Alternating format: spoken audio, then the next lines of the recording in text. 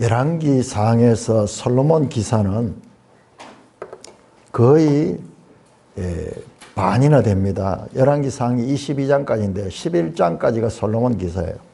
그리고 11장도 절수가 깁니다.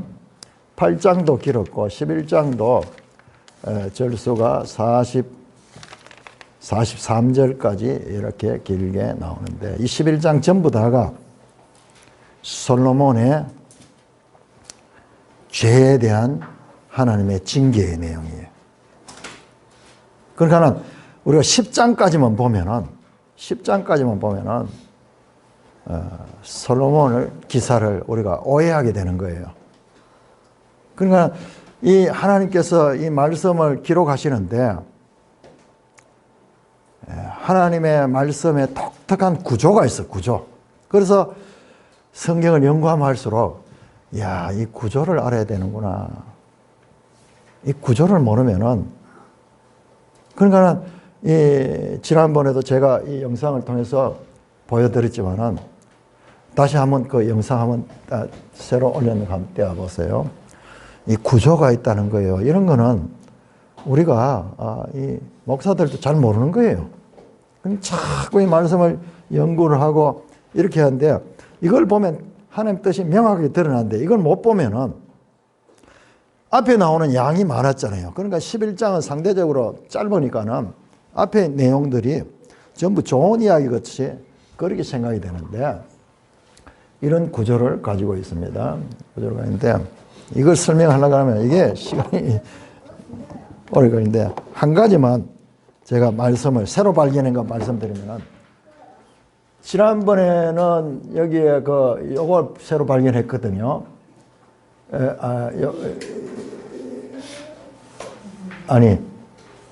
지난번에는 요거 두 창기 여인이 막 서로 자기 아들이 옳다고 했는 그런 에피소드가 나왔죠.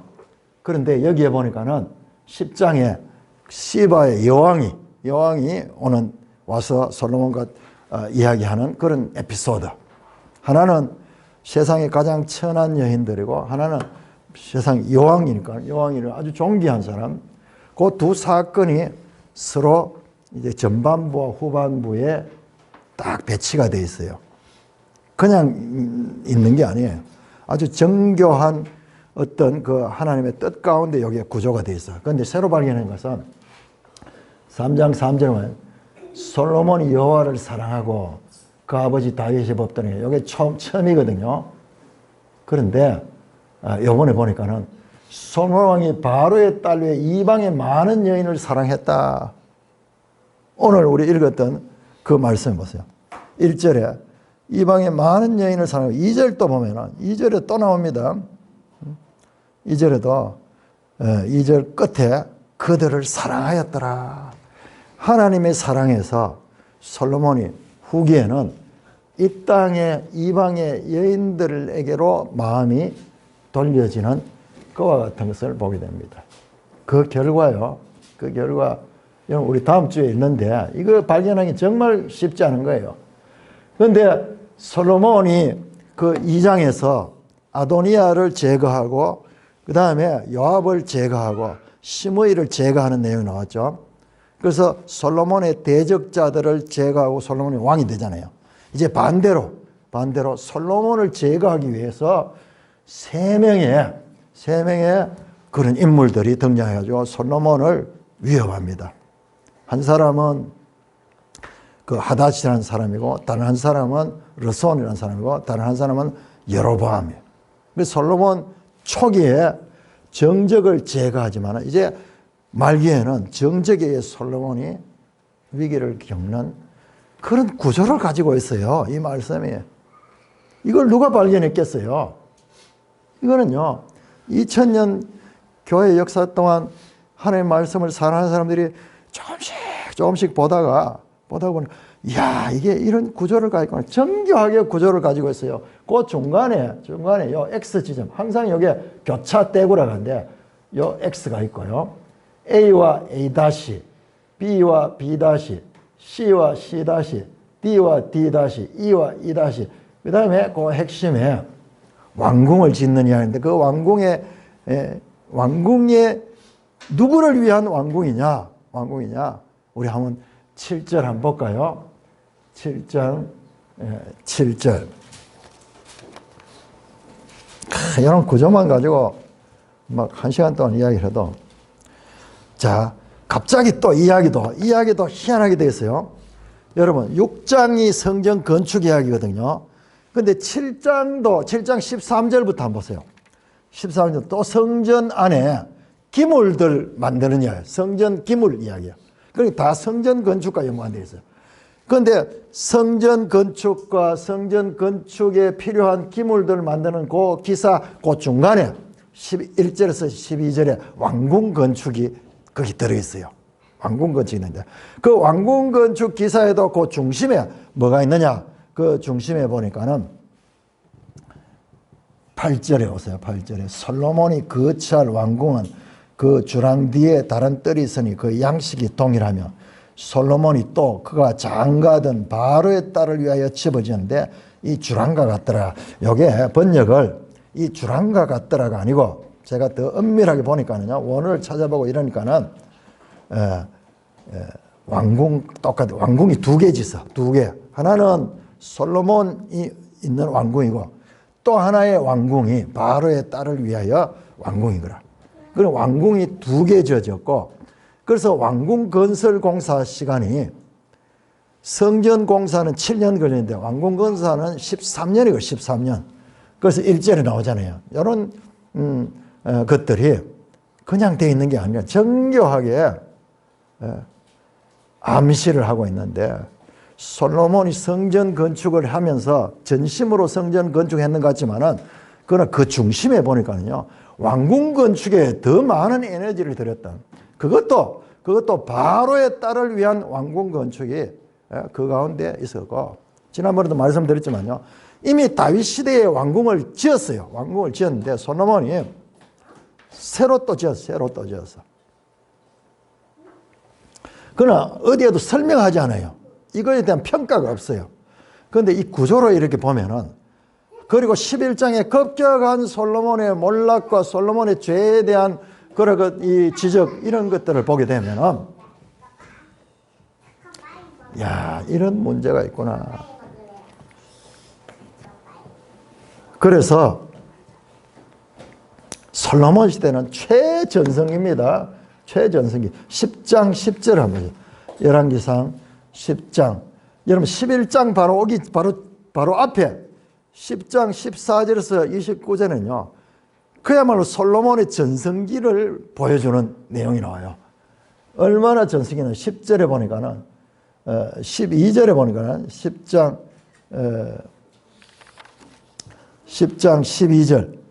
12절에 보니까는 왕이 백단목으로 여호와의 성전과 왕궁을 만들고 또 노련자를 위하여 수금과 비판을, 이 같은 백단목은 전에도 온 일이 없었고 오늘까지도 보지 못하였더라. 전무후무한 10절에 또 나옵니다. 10절에 이에 그가 금 120달란트와 심히 많은 향품과 보석을 왕께 드리니 서바의 왕이 솔로몬에게 드린 것처럼 많은 향품이 다시 이스라엘 역사 가운데서 가장 많은 그와 같은 보화들을 가지고 왔는 거예요. 전무후무했다. 솔로몬 시대는 전에도 없었고 후에도 없었던 전무후무한 시대다. 23절 10장 23절 우리 한번 같이 읽겠습니다. 시작.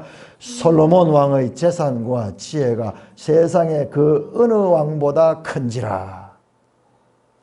Exceed all the king of the world. 세상의 모든 왕들보다도 더 우월했던 그와 같은 솔로몬의 왕이 재산만 있는 게 지혜까지 있어. 이 세상의 최고의 재산과 지혜를 가졌어. 좀 과장법이 아닌가. 우리 그리 생각하기 쉬운데, 왜냐 그러면 이스라엘 영토도 별로 크지도 안 하고 그런 것 같은데, 우리 지도를 봐서 알지만은 솔로몬과 다윗 시대에 저 유프라데스 강에서 애굽 강까지 이스라엘 역사상 전무후무한 그와 같은 가장 넓은 영토를 소유했습니다. 그런데 오늘 11장을 보면요, 급격하게 솔로몬이 무너지는 내용들이 나옵니다. 그래서 고린도전서 10장 12절에 선줄로 생각하는 자는 넘어질까 조심해라. 우리 젊은이들 마찬가지예요.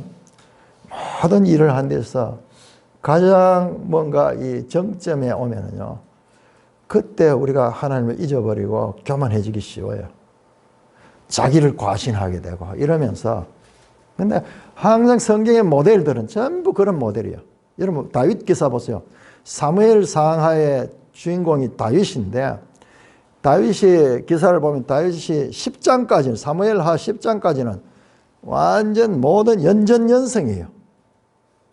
그러나 11장에 그 죄를 범한 이후로부터는 급격하게 몰락하는 내용이 나옵니다.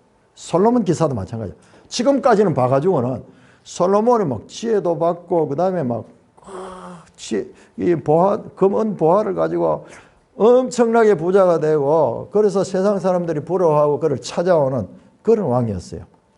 그러나 11장이 되면은 급격하게 무너집니다.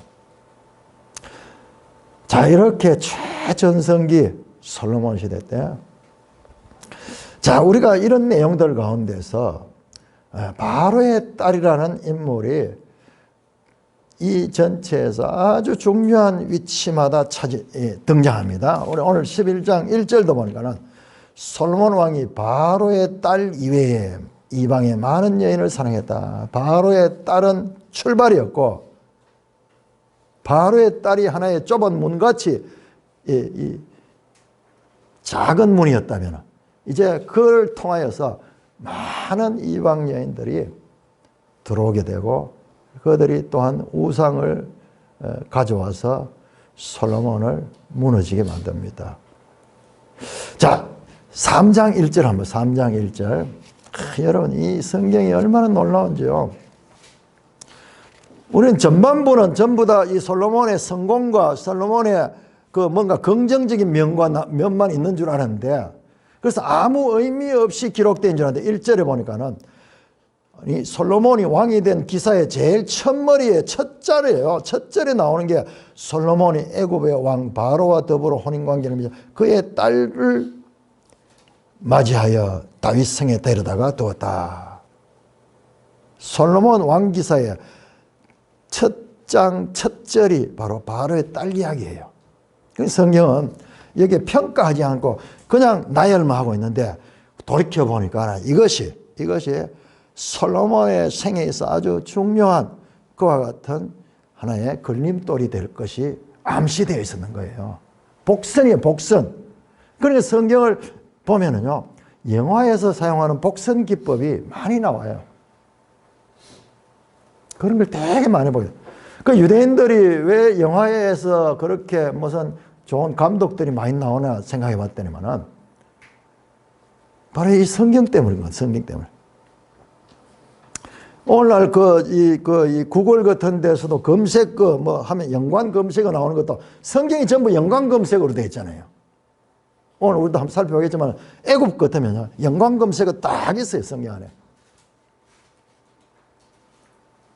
그래서 요 바로의 딸이 아무 의미 없는 줄 알았는데, 이게 오늘 11장에 제일 마지막 솔로몬의 이 기사 가운데서 아주 핵심으로 다시 등장합니다. 뿐만 아니라 우리가 아까 찾아봤던 7장 8절에 왕궁 건축의 핵심에 바로의 딸이 있고, 9장 24절에 보세요. 9장 24절 성전 건축을 다 마치고 9장 24절에 같이 읽습니다. 시작. 바로의 딸이, 9장 24절 시작. 바로의 딸이 다윗성에서부터 올라와 솔로몬이 그를 위하여 건축한 궁에 이를 때에 솔로몬이 밀로를 건축했다. 중요 사건마다 바로의 딸이 등장하고 있습니다. 이 바로의 딸이 뭔가? 바로의 딸이 뭔가? 자, 우리 이사야 31장을 한번 보겠습니다. 이사야 31장.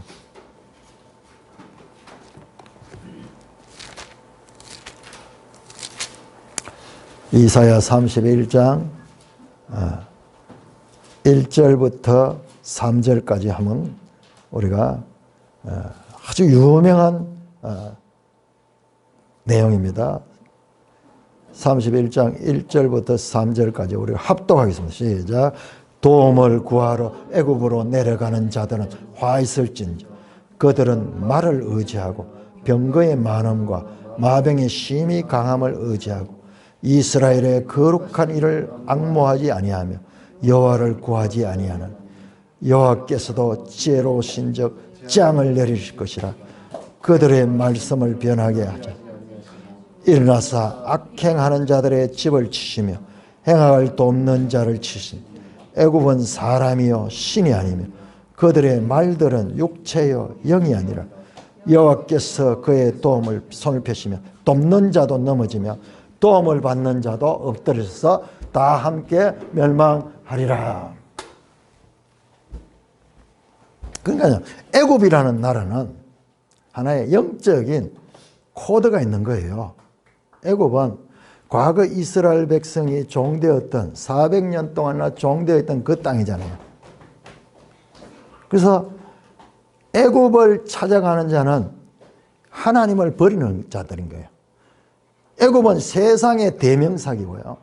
또한 마귀의 세력을 가리킬 때 우리가 애굽을 그와 같은 상징을 가지고 있어요. 그래서 430년 애굽에서 종되었다는 것은 마귀의 종되었던 이스라엘 백성, 그들을 하나님께서 구원하신 거예요. 그래서 하나님의 백성으로 삼아주셨는데 그 하나님의 백성이 다시 애굽으로 돌아가는 것을 나타내요. 애굽은 세상의 모든 권세를 나타냅니다. 3절에 보면 애굽은 사람이요 신이 아니라 사람인데 신같이 군림하는 거예요.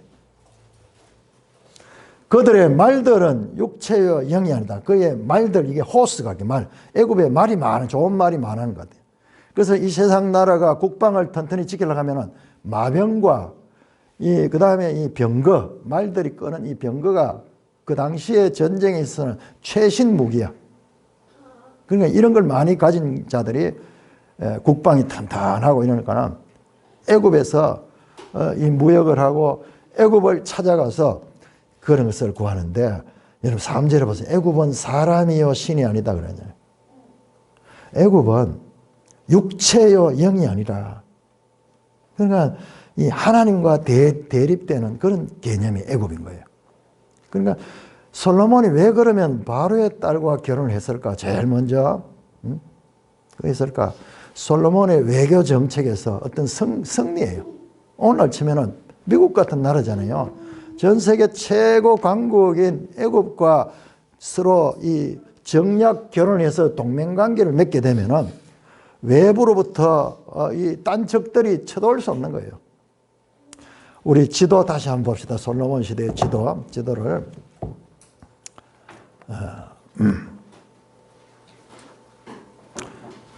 168쪽 한번 보세요. 얼마나 영광스러운지. 솔로몬 시대에 이 땅 면적이 위로는 저 유프라테스강, 아래는 애굽 강까지 연결이 되면서 그 주위에 한번 보세요. 사해 밑에 있는 에돔, 그 다음에 사해 옆에 있는 모압, 사해 위에 있는 암몬 동쪽에, 그 다음에 저 위쪽으로는 아람이거든요. 아람. 그런까지 다 정복했는 거예요. 다 정복했는 거예요. 이스라엘 역사상 이런 적이 없었어요. 그런데 아래로는 애굽이 있어가지고 든든한 동맹군이 되고, 그러니까 그 당시에 솔로몬이 좀 평화만 있고 전쟁이 없잖아요. 딴 나라들이 와서 전부 솔로몬에게 조공을 바치는 그런 나라. 그런 나라. 그러니까 이 전략적으로도 얼마나 탁월한 전략을 가졌는지 모르겠어요. 오늘날 우리나라 윤석열 대통령도 보니까는 막 외교에서 좀 그 맹활약을 하고 있는데, 우리가 한미 동맹이 있으니까 이 나라가 지켜지잖아요. 이게 없으면 어떻게 되겠어요? 그러니까 아주 탁월한 이 외교 정책을 펼쳤는 거예요. 그런데 문제는 이 바로의 딸이, 우리는 성경은요 그냥 세상 역사로 판단하면 안 됩니다.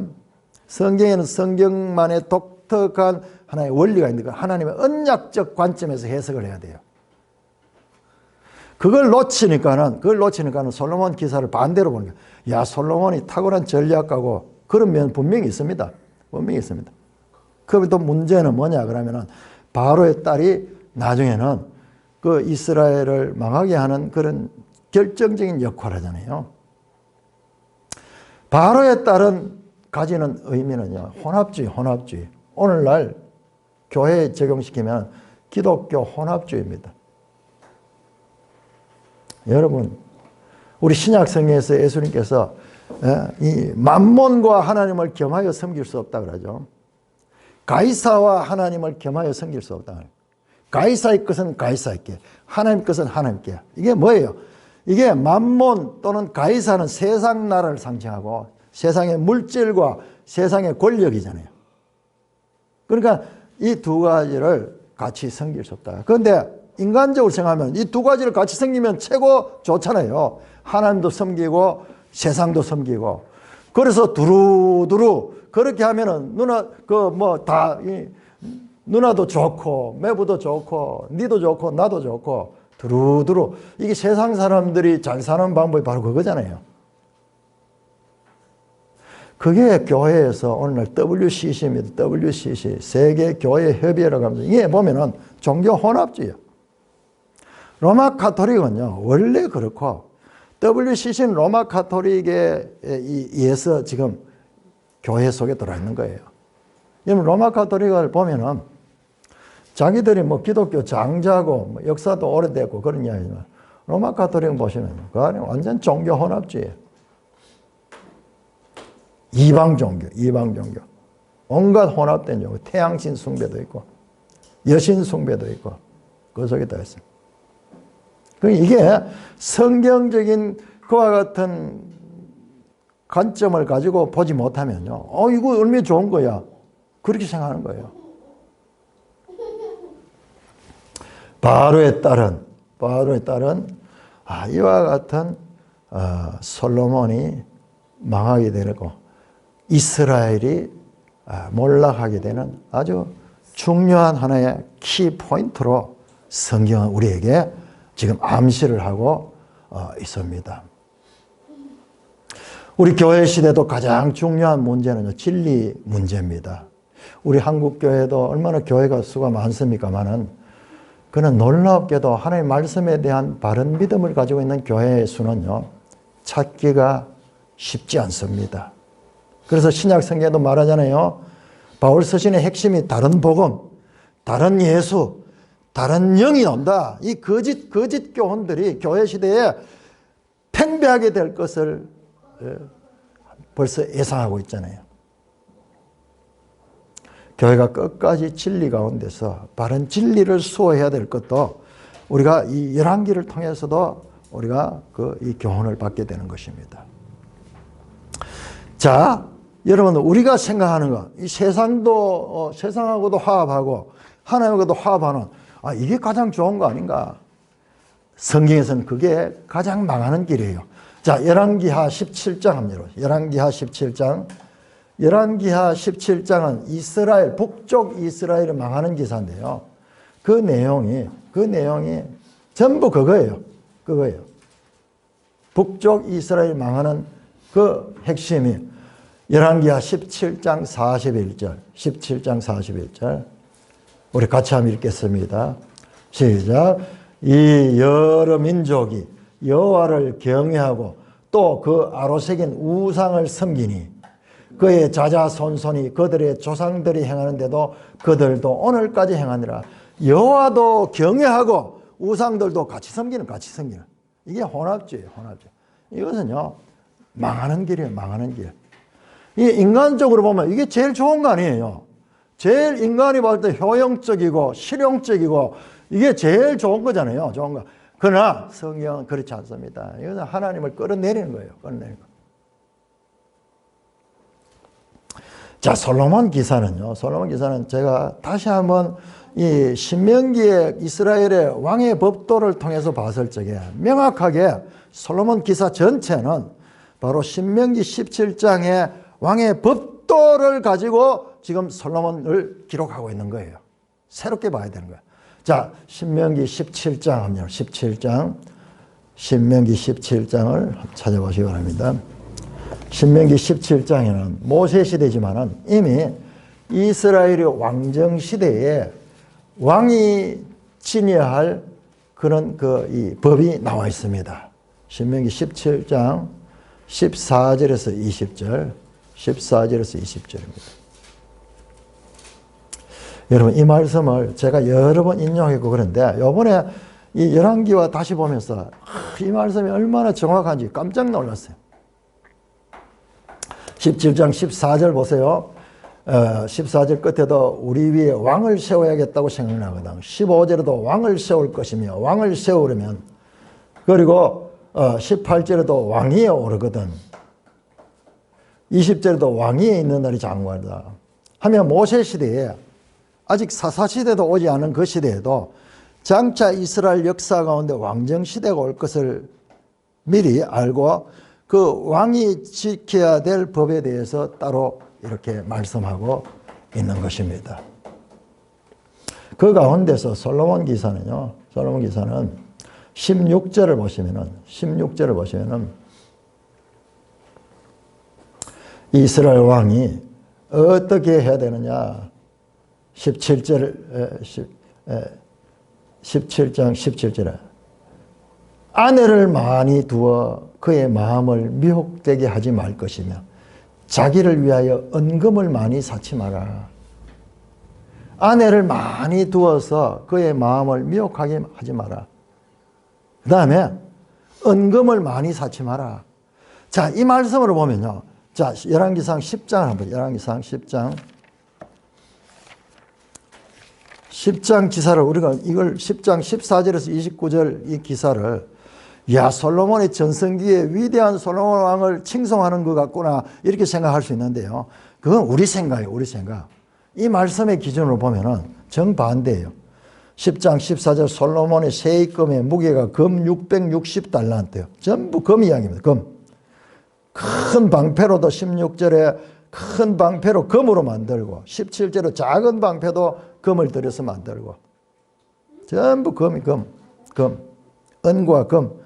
은은 아주 좀 소홀할 정도로, 그릇도 21절 솔로몬 왕이 마시는 그릇은 다 금이요. 궁의 그릇들도 정금이라 금으로 떡칠을 해가서 살고 있는 거예요.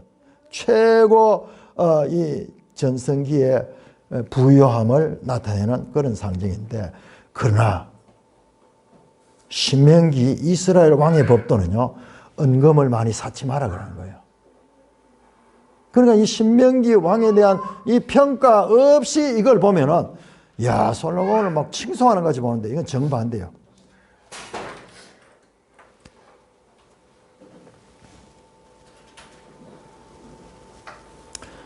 뿐만 아니라 아내를 많이 두지 마라.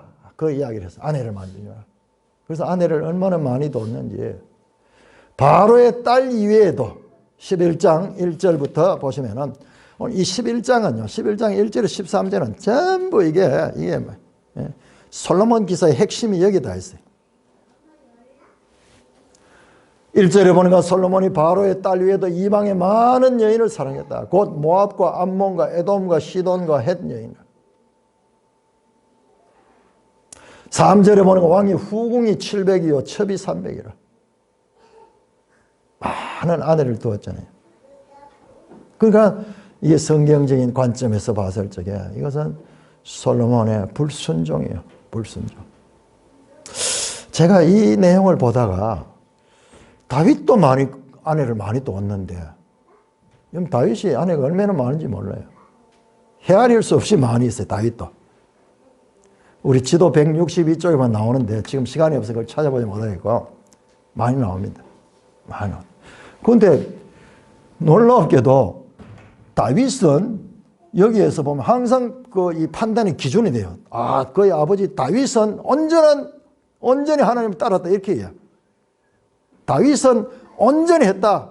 한 사건 이외에는, 우리아 사건 이외에는 다윗은 완전했다. 그런 식의 표현이 계속 나옵니다. 나중에 15장에 가면은 그 우리아 사건, 그거 말고는 이 밧세바를 범하고 우리아를 죽였던 그 사건 이외에는 다윗이 완전했다고 그렇게 이야기를 해요. 아니, 다윗이 뭘 완전해? 다윗도 여자가 얼마나 많았어요.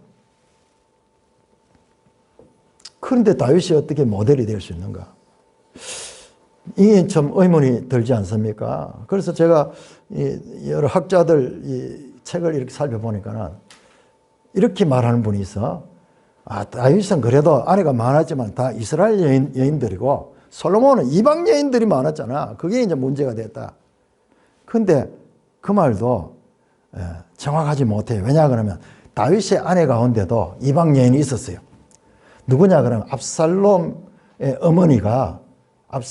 어머니가 그술왕 달메의 딸이에요. 지금 정략교는 이것도 왕의 딸이에요. 그술왕의 딸과 결혼했어. 그런 거 보면은 다윗이나 솔로몬이나 별 차이가 없어요.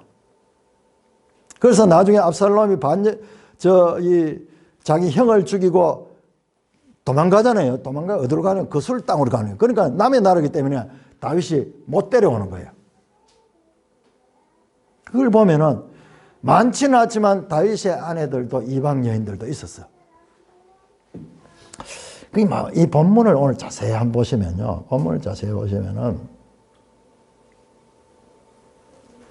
여러분 11장 한번 볼까요? 11장.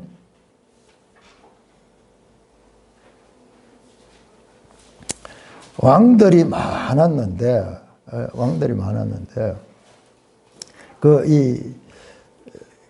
이와 같은 그 이방 여인들을 아내로 많이 맞이했는데, 자, 우리 신명기 17장부터 한번 보고 올까요? 신명기 17장, 다시 한번 신명기 17장 들어가면요.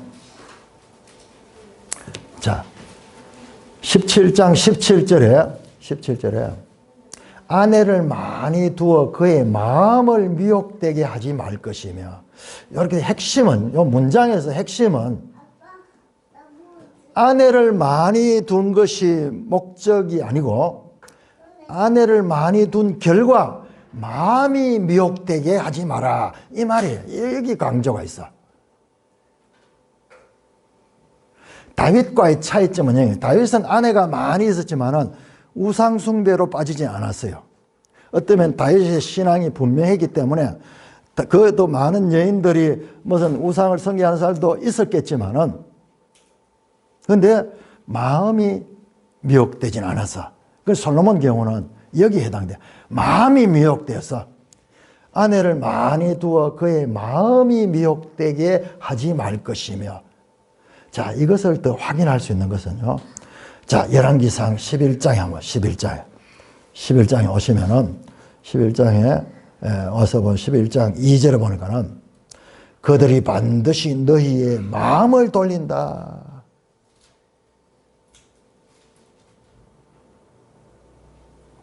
마음이라는 단어가 여기 집중적으로 나옵니다. 3절에 보니까는 열왕기상 11장 3절에 그의 여인들이 왕의 마음을 돌아서게 했다. 4절에 보니까는요, 솔로몬이 나이가 많을 때 그의 여인들이 그의 마음을 돌렸다. 그 다른 신들을 따르게 왕의 마음이 그의 아버지 다윗의 마음과 같지 않았다. 11장 9절 솔로몬이 마음을 돌려. 그러니까 이게 물론 이게 이방 아내를 많이 두라는 이야기는 아니지만 거기에 대해서는 하나님께서 조금 인정을 해주는 것 같아요. 왕으로서 그것까지는 제약하지 않은 것 같아요. 아내를 많이 둬가지고 마음이 미혹되지 아니하도록 하라. 거기에 방점이 있는 것 같아요. 그러니까 다윗 경우에도 많은 아내를 뒀지만 그것 가지고는 책망하지 않아. 그거는 인정해 주는 것 같아요. 하나님이 우리를 평가할 때요, 우리의 인간의 그 약한 부분 그런 것까지 따지지 않아요. 그런 것까지 다 따지려고 하면 살아남을 사람 아무도 없어. 하나님의 언약적 이와 같은 유도리가 있어요. 우리한테 대할 적에 딱 기계적으로 법을 정해놓고 거기에 해당되지 못하면 엄격하게 잘라버린 그게 아니라,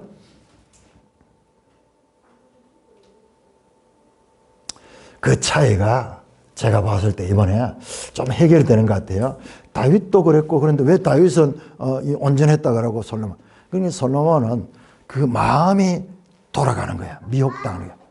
그 신명기 17장 17절에도 많은 아내를 두어 마음이 미혹되게 하지 마라. 거기에 방점이 있는 것 같아요.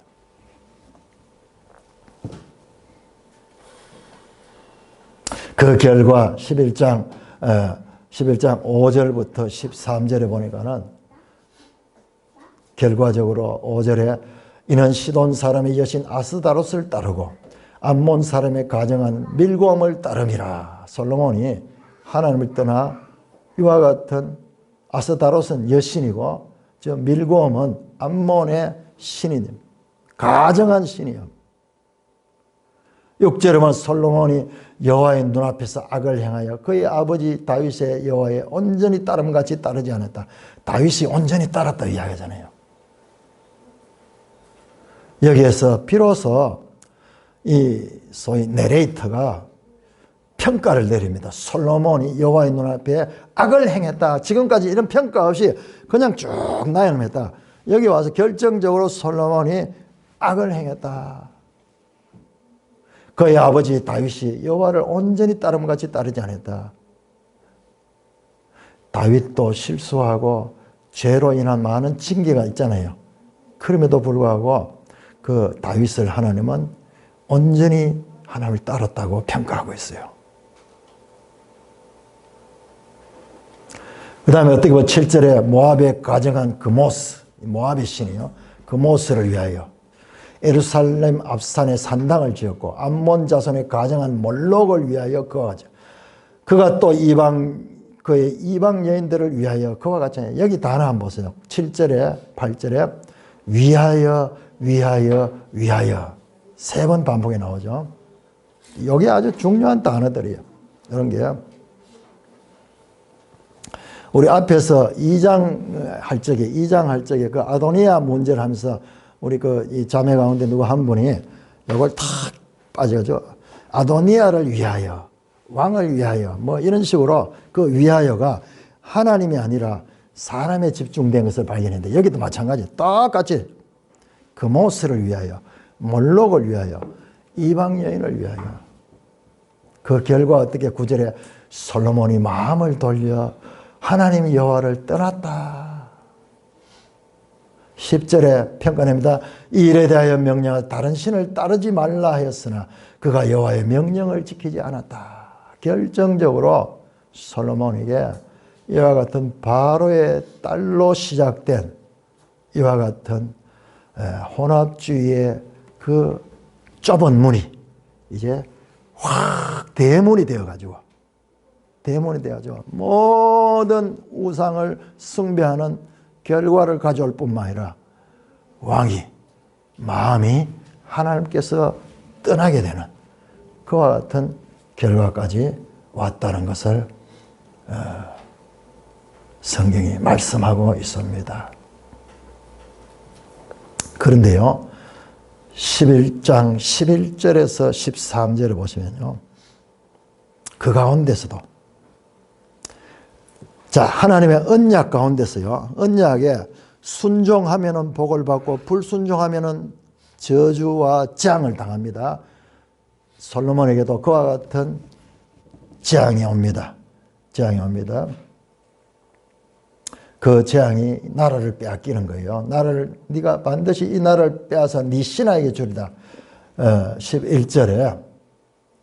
그런데 그 나라가 빼앗기는 그런 나라를 여기 이 내용을 보면 나라를 완전히 빼앗긴 게 아니고 나라가 분열이 되면서 오히려 유다 나라보다도 이스라엘 나라가 더 크게 되는 북이스라엘과 남유다로 갈라지게 되죠. 그 나라가 이 견고한 나라 아니고 나라가 아주 빈약한 나라로 흔들리는 그와 같은 징계를 당합니다. 그런데 그 가운데서도 하나님의 긍휼을 베풀어요. 12절에 그러나 내 아버지 다윗을 위하여 내 세대에는 이 일을 행하지 않고 네 아들의 대까지는 솔로몬은 온전하게 나라가 분열되지 않고 유지할 수 있도록 합니다. 하나님의 징계 가운데도 하나님께서 긍휼을 베풉니다. 여러분, 하나님의 언약에 불순종으로 인한 하나님의 심판이 반드시 있습니다. 그런데 그 심판을 자세히 보시면요, 그 징계의 심판 속에 하나님의 자비가 있어요. 이게 언약적 긍휼을 헤세드. 이거는요, 모세법에도 나와 있어요. 모세법에도 그들이 불순종했을 적에 이방 땅에 포로로 잡혀가지만은 그러나 아주 멸하지 아니한다. 아주 멸하지 아니한다. 왜냐 그러면 하나님이 언약하셨기 때문에, 하나님이 자신이 말씀하신 그 언약을 어길 수 없는 분이 하나님 속성 자체가 그래요. 그래서 하나님의 언약적 긍휼을 우리가 봐야 돼요. 징계의 심판의 그 모습만 보고 그 징계 속에는 하나님의 언약을 봐야 돼요. 다윗 언약에도 말합니다. 나는 그에게 아버지요 그들은 내게 아들이니 그들이 만일 죄를 보면 내가 사람의 매와 인생의 채찍으로 징계한다. 여러분, 사람의 매와 인생의 채찍, 사람을 통해서 그렇게 징계를 한다는 거예요. 그 내용이 뭐냐 그러면요, 11장 14절부터요 14절부터 40절까지 세 명의, 자 14장 1절 보세요. 여호와께서 에돔 사람 하닷을 일으켜 솔로몬이 대적이 되게 하시고, 23절 하나님이 또 엘리야의 아들 르손을 일으켜 솔로몬의 대적자가 되게 하시고, 그리고 마지막으로요 26절 보면 솔로몬의 신하 느밧의 아들을 손을 들어 왕을 대적하겠다. 이게 바로 다윗 언약에서 말한 사람의 매와 인생의 채찍을 통한 징계예요. 이게 성경이요, 정확하게 언약에 맞추어져 있는 거예요. 그러나 그 나라는 유지시켜 주겠다는 그와 같은 하나님의 약속이 있습니다. 징계하되 그 나라의 왕위는 사울처럼 그렇게 하지 않겠다는 다윗 언약대로 그대로 하십니다. 여러분, 애굽에서 온 바로의 딸이 있죠. 그런데 이 다윗의 대적자들을 자세히 보시면요, 이 사람들이 다 애굽을 피난하고 애굽에서 자라나요. 애굽이 이스라엘을 도와주는 그와 같은 전략적 동맹관계로 생각하고 솔로몬은 애굽과 정략 결혼을 했지만은 결과로 솔로몬의 그 나라가 망하게 되는 그와 같은 걸림돌을 만들어준 것도 애굽이고, 뿐만 아니라 솔로몬의 대적들이 애굽에서 자랍니다. 여로보암 같은 경우에는 애굽으로 피난 가가지고 거기서 기다리다 나중에 바로의 지지를 받고 이스라엘 왕이 됩니다. 자, 이와 같이 성경은요, 우리에게 바로의 딸과 그리고 그 솔로몬의 세상적인 그와 같은 추구가 하나님의 언약적 관점에서는 심각한 문제가 있다는 것을 보여주고 있습니다. 우리가 이런 솔로몬 기사를, 이런 구조를 통해서 이렇게 볼 적에 이게 제대로 보이는 거예요. 그렇지 않으면요, 우리가 성경을 오해할 수 있는 거예요. 바로의 딸은 솔로몬 기사의 중요 지점마다 등장하고, 그리고 솔로몬의 몰락에 치명적인 영향을 끼칩니다. 바로의 딸은 하나님의 말씀보다 더 크게 작용하는 세상적 가치를 나타내는 그와 같은 상징적인 그와 같은 이 인물이에요.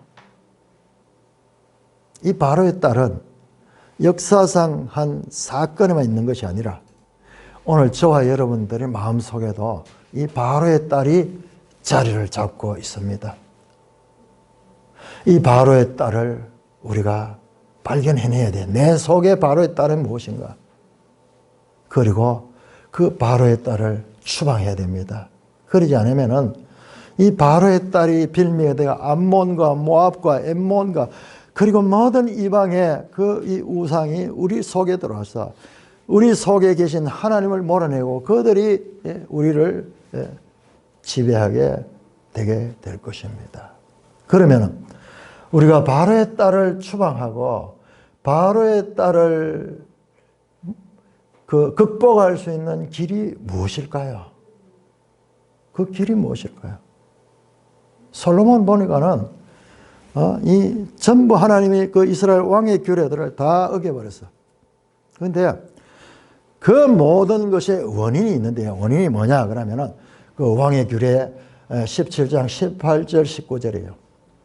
그가 왕위에 오르던 이 율법서의 등사본을 레위 사람 제사장 앞에서 책에 기록하여 평생에 자기 옆에 두고 읽고 그의 하나님 여호와 경외하기를 배우며 이 율법의 모든 말과 규례를 지켜 행할 것이라. 여러분, 아내를 많이 두지 않고 은금을 많이 추구하지 않고 그리고 말들을 많이 두지 않고 이렇게 하는 건요 불가능해요. 인간의 힘으로서 불가능해요. 어떻게 해야 되냐? 우선적으로 왕이 할 수 있는 건 율법서를, 그 당시로는 이 책이 없으니까 레위인들이 기록해가지고 그 율법 사본을 옆에 두고 날마다 배우고 평생에 자기 옆에 두고 읽고 배우고 하나님을 알아가야 돼. 여호와 경외하기를 배우며 이 율법의 모든 말과 규례를 지켜 행해야 됩니다. 여러분, 이게 없으면요, 이게 우선되지 않고 우리의 힘과 우리의 생각을 가지고 은금을 멀리할 수 있고 뭐 바로의 딸을 멀리할 수 있고 그렇게 할 수 없어요. 그게 현실적으로 우리 앞에 크게 다가오기 때문에. 그러나 이스라엘 왕은 먼저 율법서의 등사본을 책에 기록해서 평생에 자기 옆에 두고 읽어서 그 하나님을 어떻게 경외하는가를 우리가 배워야 돼요. 솔로몬의 실패가 우리에게 교훈이 되어서 왕같은 제사장이신 저와 여러분들께로 이와 같은 이스라엘 왕의 규례대로 이 신구약 말씀을 늘 가까이 하고 성령 하나님의 인도하심을 예민하게 반응하며 그 말씀을 통하여 우리에게 뜻하시는 하나님의 말씀을 잘 분별하는, 그래야 솔로몬의 실패가 반복되지 않는 왕같은 제사장 되시는 산돌의 지체들 되시기를 주님의 이름으로 축원합니다. 하나님 아버지, 은혜를 감사합니다. 솔로몬 기사를 통하여서 우리가 아무리 읽어도 참으로 깨닫기 힘든 이런 내용들을 하나님의 말씀은 구절을 통하여서 이렇게 또한 신명기의 법을 통하여서 연속해서 볼 적에 비로소 이 열왕기상 솔로몬 기사가 우리에게 말씀하는 게 무엇인가를 명확하게 깨닫게 하시니 감사를 드립니다. 성경 읽기가 어떻게 되어야 되는가? 이와 같은 성경의 연속성과 또한 언약적 그와 같은 판단을 가지고 성경을 읽을 적에 성경을 제대로 읽을 수 있는 것임을 알게 됩니다. 성경을 읽어도 오히려 솔로몬 기사의 부정적인 면을 하나님의 뜻처럼 생각하며 오해했던 그와 같은 것들은 지난 날로 족하게 하시며 우리에게 하나님의 말씀을 바르게 볼 수 있는 이런 눈을 가질 수 있도록 진리의 성령께서 우리를 주장하시고 깨우치시고 인도하여 주시옵소서. 예수님 이름으로 감사하며 기도드리옵나이다. 아멘.